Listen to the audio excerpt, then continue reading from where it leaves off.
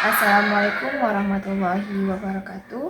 Perkenalkan, saya Nailatul Fadilah dengan NIM 2414010036. Di sini saya berasal dari kelas 4 PAIA. Baiklah, di sini saya akan menjelaskan tentang Quran Surat An-Nur ayat 30 sampai 31. Saya akan membacakan Quran Surat An-Nur ayat 30 sampai 31. A'udzu billahi minasyaitonir rajim. Bismillahirrahmanirrahim. Kullil mu'minina yaghuddu min absarihim wa yahfadhu farujahum. Dzalika adzka lahum. Innallaha kabirum bima yasna'un. Kullil mu'minati yaghdudna min absarihinna wa yahfazna farujahunna wa la yubdina zinatahunna illa ma dhahara minha wa yatribna bi khumurihinna ala juyubihinna wa la yubdina zinatahunna illa libu'ulatihinna aw abaihinna aw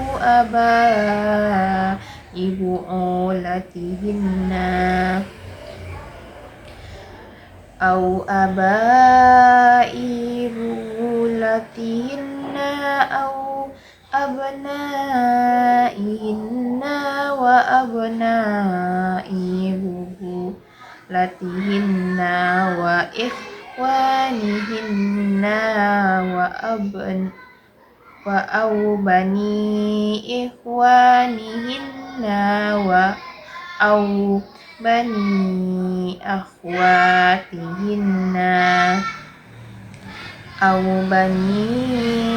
akhwatihinna aw nisaihinna aw ma malakat aymanuhunna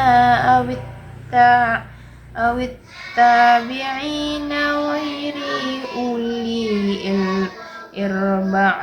irbati minar rijali awit tiflil ladzi lam yadharu ala auratin nisa wala yasribna bi arjulihinna liyu'lama ma yukhfina min zinatahinna wa tubu ilallahi jami'an ayyuhal mu'minuna la'allakum tuflihun. Sadaqallahul azim. Artinya, katakanlah kepada laki-laki yang beriman agar mereka menjaga pandangannya dan memelihara kemaluannya. Yang demikian itu lebih suci bagi mereka. Sungguh Allah Maha mengetahui apa yang mereka perbuat. Dan katakanlah kepada para perempuan yang beriman agar mereka menjaga pandangannya dan memelihara kemaluannya, dan jangan menampakkan perhiasan atau auratnya kecuali yang biasa terlihat, dan hendaklah mereka menutup kain kerudung ke dadanya, dan janganlah menampakkan perhiasan atau auratnya kecuali kepada suami mereka atau ayah mereka atau ayah suami mereka atau putra-putra mereka atau putra suami mereka atau saudara laki-laki mereka atau saudara laki-laki mereka atau putra saudara perempuan mereka atau para perempuan atau sesama Islam mereka, atau hamba sahaya yang mereka miliki, atau para nelayan laki-laki tua yang tidak mempunyai keinginan terhadap perempuan tersebut, atau anak-anak yang belum mengerti tentang aurat perempuan, dan janganlah mereka menghentakkan kakinya agar diketahui perhiasan yang mereka sembunyikan. Dan bertobatlah kamu semua kepada Allah, wahai orang-orang yang beriman, agar kamu beruntung. Maha benar Allah dengan segala firman-Nya. Baiklah, di sini saya selanjutnya akan membahas tentang asbabun nuzul. Quran surat An-Nur ayat 30-31 menjelaskan bahwa ayat ini merupakan perintah dari Allah Subhanahu wa taala yang ditujukan kepada kaum laki-laki mukmin dan perempuan mukminah untuk menjaga pandangan dan kehormatan mereka. Perintah ini sekaligus menjadi bentuk penghargaan Allah Subhanahu wa taala terhadap para suami serta sebagai pembeda yang jelas antara perempuan beriman dengan perempuan pada masa jahiliyah dan perilaku kaum musyrik. Sebab turun ayat ini adalah sebagaimana diceritakan oleh Muqatil bin Hayyan. Dia berkata, dia telah sampai berita kepada kami dan Allah Maha tahu bahwa Jabir bin Abdillah al-Ansari telah menceritakan bahwa Asma binti Mursyid di tengah berada tempatnya, yaitu Bani Harisah. Tiba-tiba banyak perempuan menemui tanpa menutup aurat dengan rapi, sehingga tampaklah gelang-gelang kaki mereka, dada, dan kepang rambutnya. Asma bergumam, alangkah buruknya hal ini. Maka Allah menurunkan ayat, katakanlah kepada wanita yang beriman, hendaklah mereka menahan pandangannya dan perkara yang diharamkan Allah SWT untuk melihatnya, kecuali kepada suami mereka. Karena itu, sebagian ulama berpandangan bahwa setiap perempuan tidak boleh melihat laki-laki asing secara mutlak, dan sebagian ulama berpendapat bahwa perempuan boleh melihat kaki-kaki lain, laki-laki lain, atau tidak disertai dengan syahwat. Selanjutnya saya akan membahas tentang penafsiran dari Quran Surat An-Nur ayat 30-31. Pada ayat 30, menurut Syekh As-Sa'adi, dalam penafsirannya, Abdurrahman bin Nasir Al-As'adi atau dikenal dengan Syekh As-Sa'adi mengemukakan bahwa ayat tersebut mengandung perintah yang sangat mendasar bagi kaum mukminin untuk menjaga kehormatan diri baik secara lahiriah maupun batiniah. Perintah ini menundukkan pandangan bahwa diartikan sebagai upaya menahan diri dari melihat hal-hal yang diharamkan, seperti aurat orang lain maupun sesuatu yang dapat membangkitkan syahwat. Pandangan dipahami sebagai pintu awal yang dapat mendorong timbulnya keinginan dan berpotensi mengarahkan pada perbuatan dosa. Ayat tersebut juga memuat perintah untuk menjaga kemaluan, yaitu dengan menjauhkan diri dari segala bentuk perbuatan zina beserta hal-hal yang dapat mengarah kepadanya.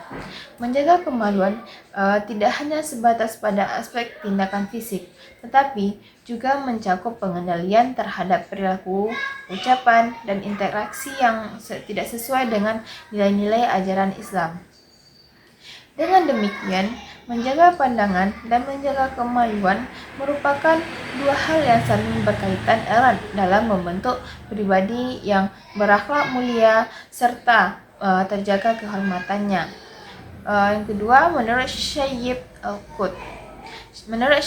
Qutb, ayat ini merupakan bagian dari sistem pendidikan moral dalam Islam yang memiliki tujuan utama untuk membentuk masyarakat yang bersih, suci, dan bermartabat.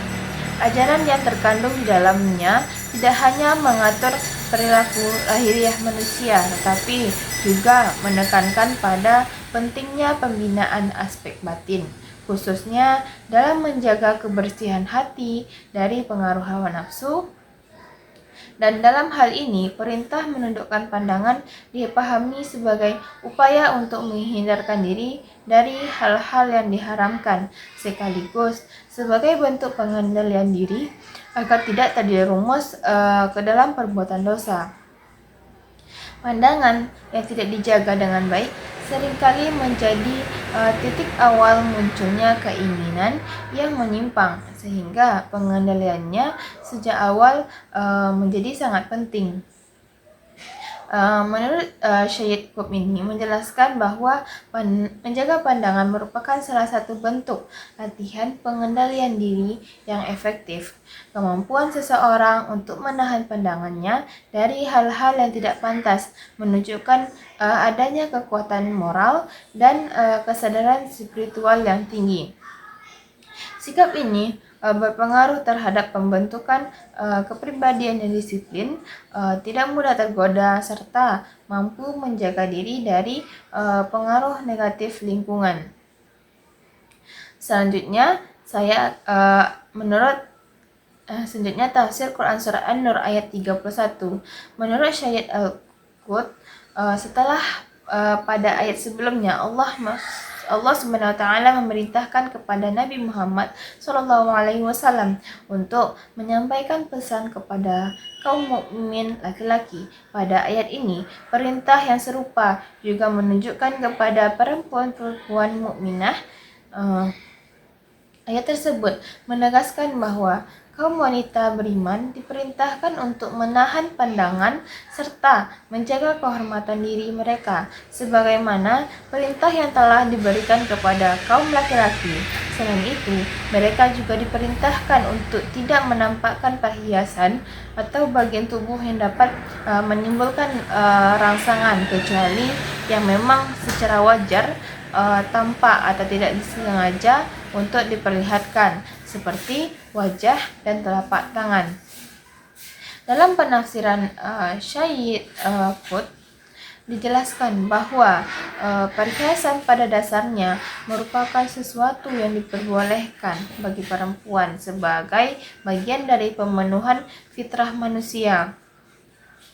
Setiap perempuan memiliki kecenderungan alami untuk tampil indah dan menarik. Selanjutnya, nilai-nilai pendidikan yang terdapat dalam Quran Surat An-Nur ayat 30 sampai 31 ini. Yang pertama itu ada nilai pendidikan akhlak. Dalam ayat ini, Allah Subhanahu wa taala memerintahkan laki-laki dan perempuan untuk menundukkan pandangan serta menjaga kehormatan diri. Perintah ini menunjukkan bahwa akhlak merupakan aspek utama yang harus dibangun dalam diri setiap individu. Yang kedua ada nilai pendidikan kesucian diri atau tazkiyatun nafs. Perintah untuk menjaga pandangan dan memelihara kehormatan juga mencerminkan pentingnya proses penyucian jiwa atau tazkiyatun nafs. Dalam pendidikan Islam, penyucian jiwa merupakan langkah fundamental dalam membentuk pribadi yang bersih dari sifat-sifat tercela. Yang ketiga ada tanggung jawab individu. Dan yang keempat, nilai kesetaraan antara laki-laki dan perempuan. Yang kelima, ada nilai pendidikan etika berpakaian. Yang keenam, ada nilai pendidikan disiplin diri. Baiklah, sekian penyampaian materi dari saya. Kalau ada kata-kata saya yang salah, mohon dimaafkan. Saya akhiri dengan wabillahi taufiq wal hidayah. Assalamualaikum warahmatullahi wabarakatuh.